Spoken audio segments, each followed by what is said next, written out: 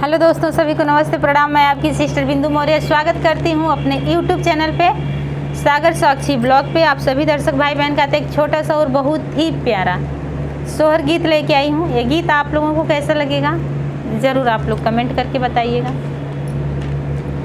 सासु बोलैनी सदीना बोलिया नदी ताना मारई नदी ताना मारई हो।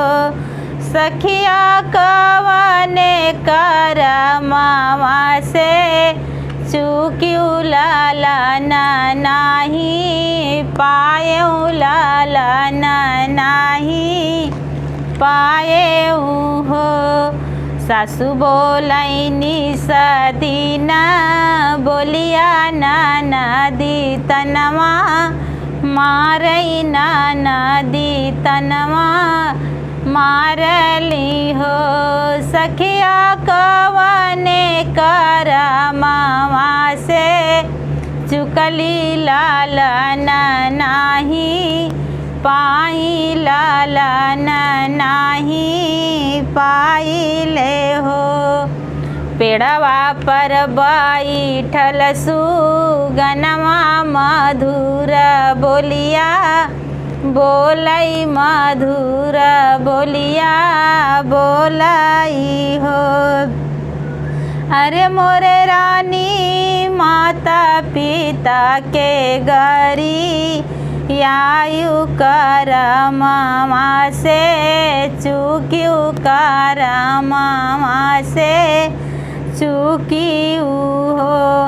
कि हलूना सासू जी का सेवा जेठानिया से झगड़ियू जेठानिया से झगड़ियू हो। अरे मोरे रानी घर से भिखारी लवा टायऊ लालन कैसे पैब्यू लालन कैसे पैब्यू हो। अरे मोरे रानी घर से भिखारी लवा टायू लालन कैसे पैब्यू लालन कैसे पैब्यू हो। सुगना तू बोलिया सुनावऊ हमई समा झावऊ हमई समा झावऊ हो। सुगनाया बयस जतन बतावऊ लालन मुखा देखिति लालन मुखा देखिति हो। सुगना कवनो जुगतिया तौता लालन मुखा देखिति लालन मुखा देखिति हो। अरे मोरे रानी सासू का करियू सेवा जेठनिया हंस के बोलियू जेठनिया हंस के बोलियू हो। रनिया भूखिया के भोजन का रायू लालन मुख देखियू लालन मुख देखियू हो।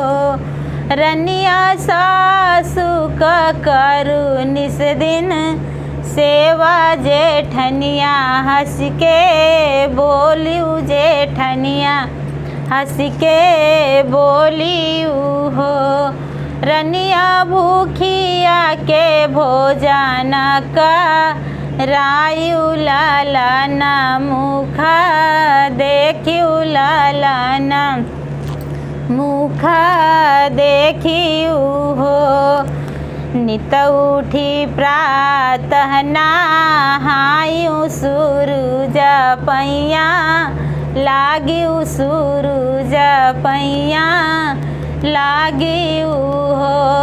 रनिया एक तू भूखियू आता वार नमक जानी खायु नमक जानी खायु हो।